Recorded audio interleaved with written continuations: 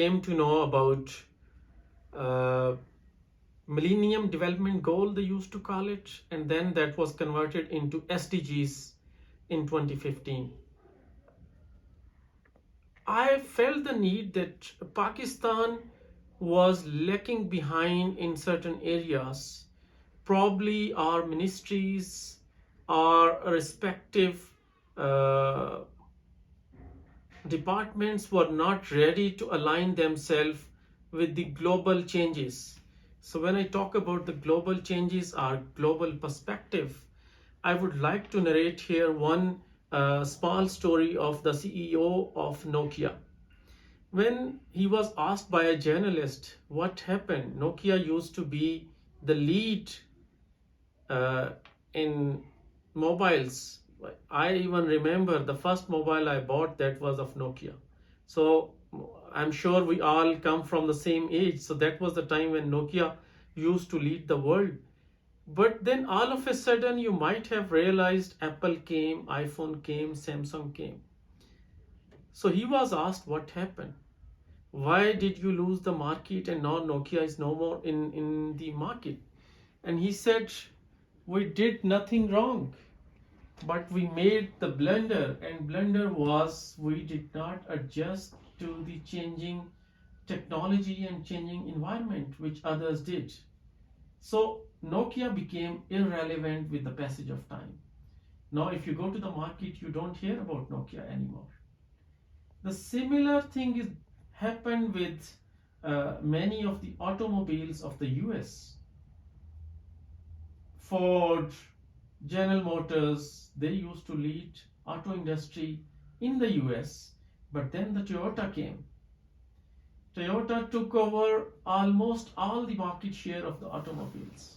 Nobody could actually compete with Toyota. Then what happened? In last couple of years, we have seen Tesla. A new technology came up, and some of you will be surprised to hear that now Tesla is the leading automobile in this global world. So these are the two examples which might not be very pertinent to governance which we are talking about today, but I will make a link and tell you that how they are relevant. Today we have many ministries where, as the DG rightly pointed out, there are people who are journalists. I mean, if after graduation you did your civil services exam and you join civil services, and then you are put in economic division which you have no clue of, or if you are in information technology ministry or in education department or health department, you are the secretary. You might be the administrative officer, you might be a very good deputy commissioner or a commissioner, but you might not be a good health official, because being a secretary health, you might have to come up with the policies and the practices which are required by the health department. That was the change which Europe and the West brought around 20 years back. There are no more journalists. I was going through some readings on Pakistan, and where do we are still behind as compared to the other competitors. Our civil services exam hardly had changed. If you fail in the English essay, you fail the whole exam. You are no more there. You might be an excellent mathematician, you might be a wonderful in physics, or you have done graduation from London School of Economics and you are the best economist. But because you have failed in English essay, that does not allow you to qualify for the civil services. That is the basic flaw I personally feel in our system, which has to change. If we are not going to change right from the start, from the examination, and then moving on further to the departmental improvements, I personally feel that we will lag behind like Nokia. Nokia has diminished. We will diminish in our governance with every passing day. And as rightly said, and theoretical and empirical evidence from the past many decades shows that socio-economic development is affected by the quality of governance and its institutions.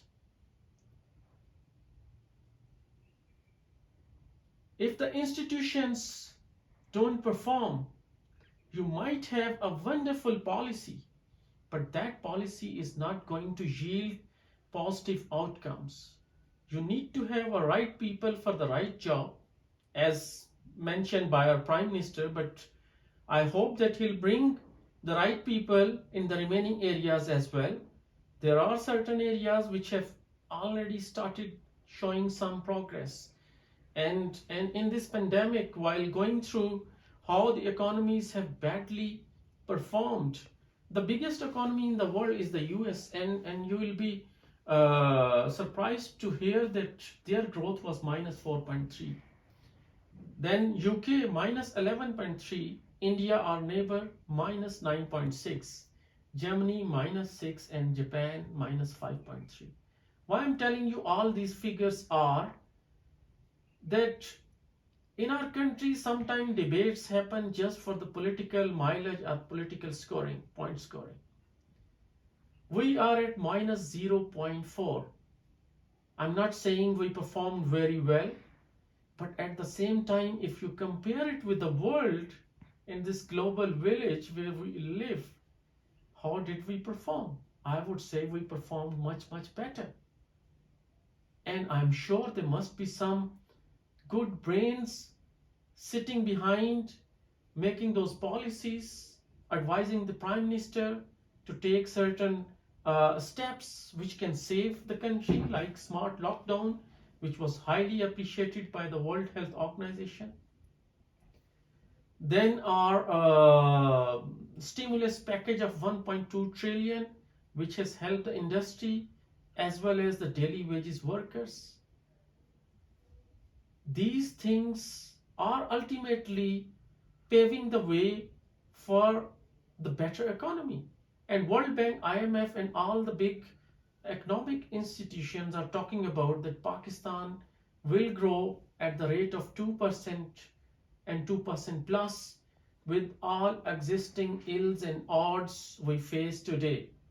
The same governance, same PDM, Al-Shabaab threats. Sorry, I'm talking about Al-Shabaab. It's the Taliban threat in Pakistan, because Al-Shabaab is in Somalia, so that is on my tongue now, because every day we talk about that.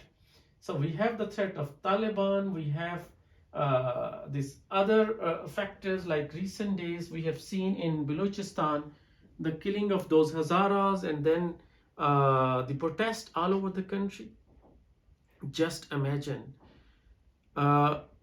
why people don't go to the areas where there is less security. Because the businessmen want protection. People are afraid to go to Waziristan. People are afraid to go to interior Balochistan, like this recent incident. These are the factors which basically guide the international investors. They are not done. I mean, the killing of 10 and 11, even one person is killed, that's painful. But what you need to think is, what are these elements achieving by doing such incidents? They propagate in the whole international media that Pakistan is not a safe place. And that's how they achieve their goal, that the investors tend to stay away from Pakistan.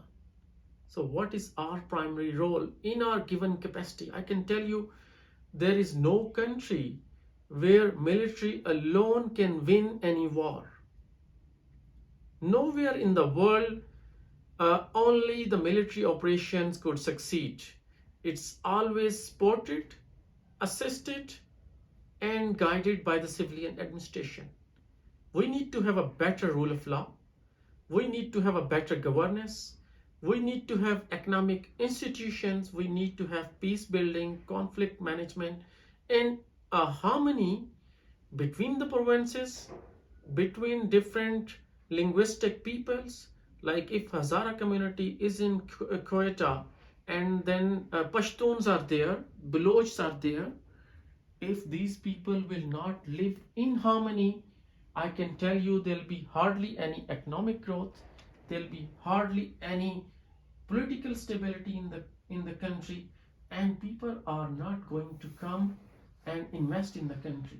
So if you don't have investors, if you don't have your friends who can trust you that you can deliver, then believe you me, whatever policies government will make, they will not yield any result.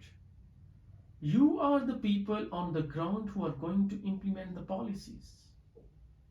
If I'm Pashtun, like Madiha told that I'm Dogar, and being a deputy commissioner in Sahiwal, which is my native town, I start including and bringing all the Dogars in the government jobs. And whether they are right or wrong, I start propagating their point of view. I start assisting them. Just imagine how others would feel. Marginalized in their own country. They will feel alienated. They will be feeling left alone. Just think, are we doing the same thing? In our given institutions, are we upholding the rule of law? Are we doing the justice when we recruit people? Are we doing the favoritism? Are the promotions done based on merit? Are the political influencers, they make the change? There are people, all of you must be seeing that they are good in Khoshamad. So Khoshamdis are always rewarded. Can we decide today, and we promise with each other, that we will make an effort to bring a change, and that change will be from your inside. Nobody can force you for that change. And these are the teachings of our Prophet Muhammad, peace be upon him. We all talk about that we are leaders. Do we? Are we really the leaders? Because the leader is the one who shows example, who lead by example, and example is in every field. Is he truthful? Is he honest? Is he dedicated? Does he keep his personal agenda at the back and professional agenda ahead? Does he empower others? Like in your office, you come around 11 o'clock and then you expect your subordinate to come at 9. Maybe they are afraid from you and they'll come at 9. But will they perform those 2 hours when you are away?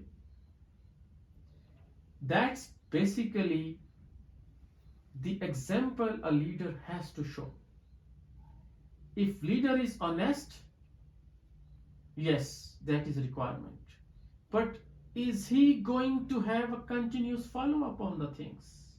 Honesty coupled with competence, coupled with empowering his colleagues and treating them fairly, and then coming up with a vision and following up on his vision is the change. And when you make your decisions in life,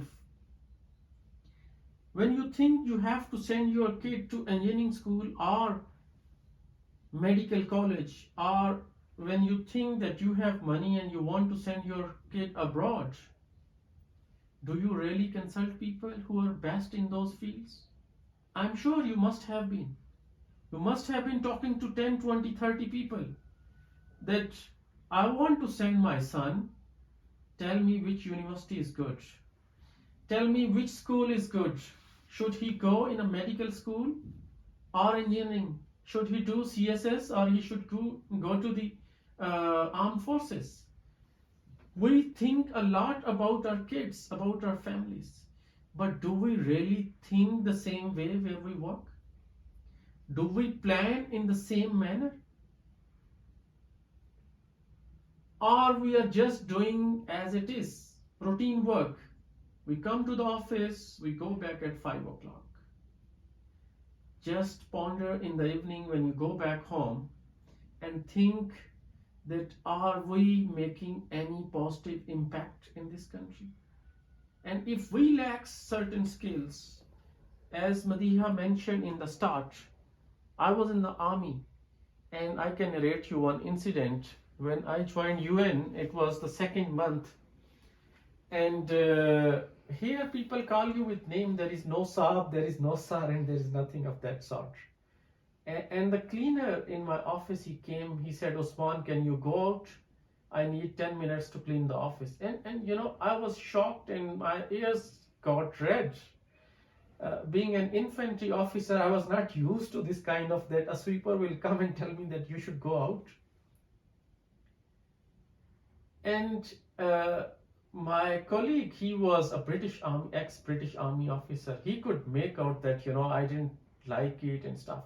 He pulled me aside for a coffee and he spent 30 minutes with me.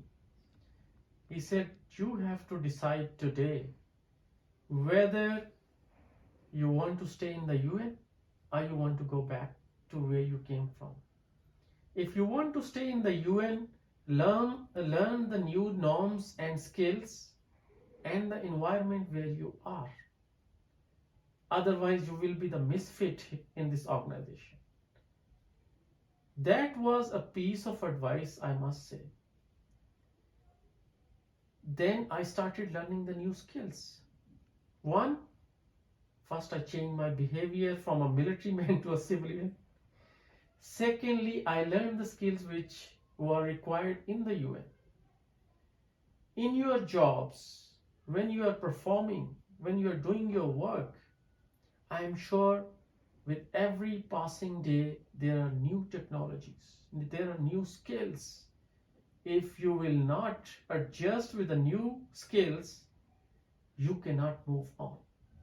You cannot say that, you are improving the governance. Basically, today's governance is changing the office environment, changing your day-to-day work as per the changes which are emerging in the new world. But there are a few things which don't need these technologies, that need change in the behavior.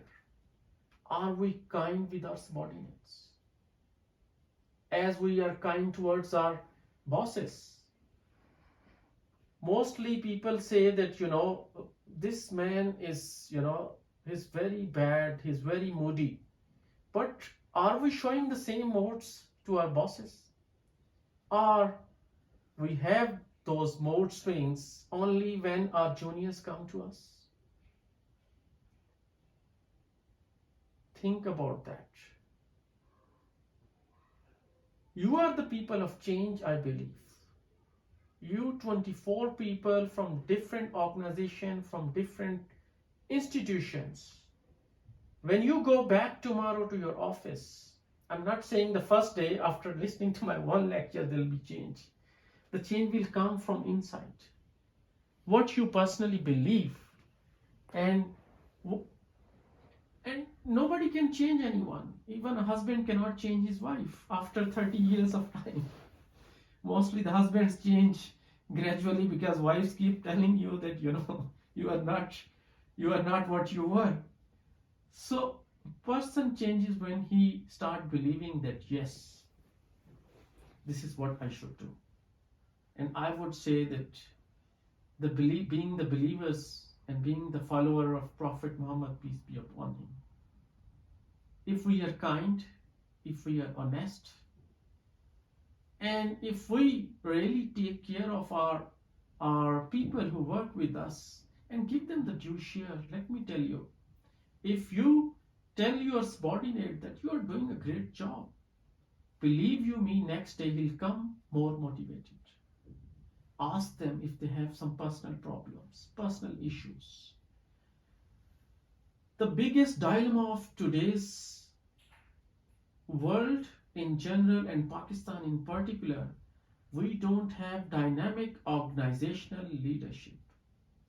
There might be a guy sitting on a post, he has no experience and clue But he got that post because he was connected to the foreign minister, or he was connected to the education minister. I know it's not in your domain, but whatever is in your domain, you can start practicing that. Give the ACRs based on the performance, not based on the favoritism. Don't look at that this guy, he brings very nice mangoes from Multan for me, or from Quetta the nice apples are coming. Look at the performance of the individual and don't damage the careers. Sometimes we become so egoistic, we forget about that how good this person was in his whole year. Maybe on some occasion he disagreed. And now linking back to Nokia, the people in Nokia did not disagree with their bosses. Whatever the bosses would say, they would say yes, yes, yes. As compared to what happened in Apple. I studied in the US.